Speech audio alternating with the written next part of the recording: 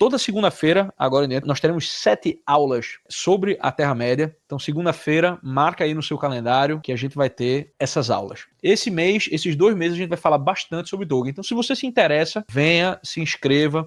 Mielison Barros mandou R$30 e disse: boa noite, embaixadores e todos os presentes nessa jornada. Percebo em muitas pessoas que gostam ou têm interesse no mundo do Tolkien uma certa rejeição da visão católica do autor presente na obra, como se fosse uma chave de leitura forçada, mesmo Tolkien afirmando essa visão em suas cartas. Há alguma razão específica para essa rejeição ou é só coisa de fã? Abraço a todos. Olha, excelente pergunta, Mielison. Porque o Tolkien, ele de fato afirma essa visão, mas ele não força essa visão. Isso é muito importante, né? Porque isso diz respeito a teremos uma live sobre isso, inclusive, eu sugiro que você venha para ela, que é alegoria e aplicabilidade, né? Tá no prefácio do Senhor dos Anéis. O Tolkien, ele evitava a alegoria porque ele não queria aprisionar a interpretação do leitor. Ele queria dar liberdade ao leitor. Ele não queria ser sarumânico a ponto de não confiar na liberdade do leitor. Veja como tem uma consistência interna, né? O Tolkien, de fato, personificava aquilo que o professor Olavo falava, né? Tipo, de unidade de consciência na unidade do conhecimento e vice-versa, né? Então ele não queria forçar. Então ele escreveu algo que a visão católica está ali. A ordem, a visão do mundo católico está presente em Tolkien. Mas ela não é necessária para você gostar das histórias ou para você aprender com as histórias. Entendeu?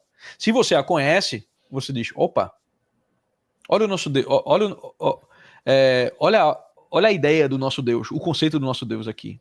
Olha o conceito de uma inteligência angélica aqui. Olha o Logos aqui. A gente consegue ver esses elementos, né? Diálogos como Athrabeth, Finrod Adandreth, a gente vê, eita, olha a questão do gnosticismo aqui, debatida de fato, né? Num diálogo sobre o destino dos homens e o destino dos elfos, né? A aparente imortalidade dos elfos. Então, ele não forçava essas coisas.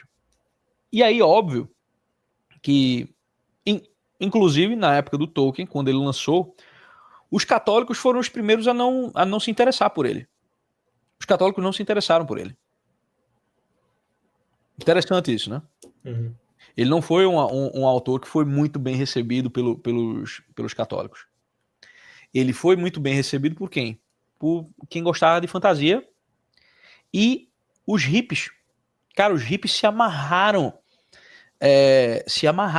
no condado, né? Porque eles olhavam ali, tipo, pô, isso é meio que um comunismo e tal, né? Quando, na verdade, quem conhece sabe que o condado, ele é o distributismo, né?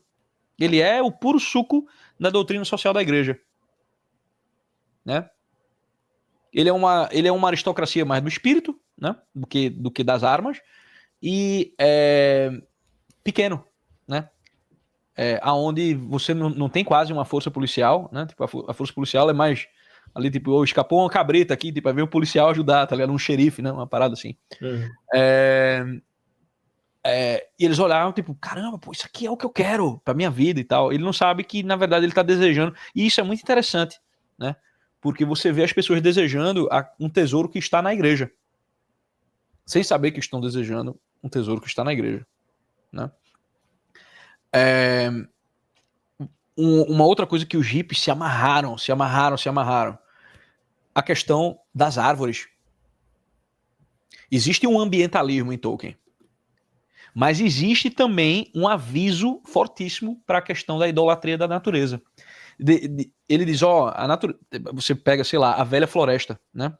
A velha floresta tá cheia de raiva, né? Ela tá cheia de raiva. Você pega, né? Eu me pego muitas vezes caminhando ali na minha floresta, né? E eu vejo várias árvores, né? Vejo carvalho, vejo a bétula prateada, a bétula branca, né? Linda árvore.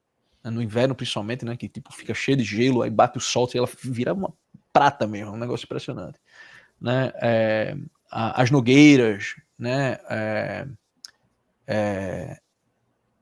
Enfim, a gente vê essas árvores e eu fico pensando, caramba, imagina se as árvores fossem capazes de perceber os dramas humanos, né? Se elas fossem capazes de serem sentientes a esse ponto, né? Elas sairiam correndo. A minha conclusão é essa, tipo, se você for parar pra pensar numa árvore, porque ela tá ali, essas árvores que estão na minha floresta ali, tem árvores de mais de 100 anos, né? Tem árvore que viu Primeira Guerra Mundial, que viu Segunda Guerra Mundial, né? Tem árvore que viu Guerra da Secessão, tá entendendo? Tem árvores muito antigas. E na Terra-média tem árvores antigas mesmo. Árvores de milhares de anos, que estavam lá, tipo, quando os elfos acordaram, né? O velho salgueiro, que existe na velha floresta, ele é uma dessas árvores. Imagina se as árvores tivessem consciência da relação que os homens têm com elas e da relação que os homens têm entre si. Elas sairiam correndo, ou para nos ajudar, que é o que acontece com Barbárvore, Treebeard, quando ele descobre, quando ele vê o que Saruman está fazendo no mundo, né? Ele decide e vai um grupo de entes lutar contra Saruman.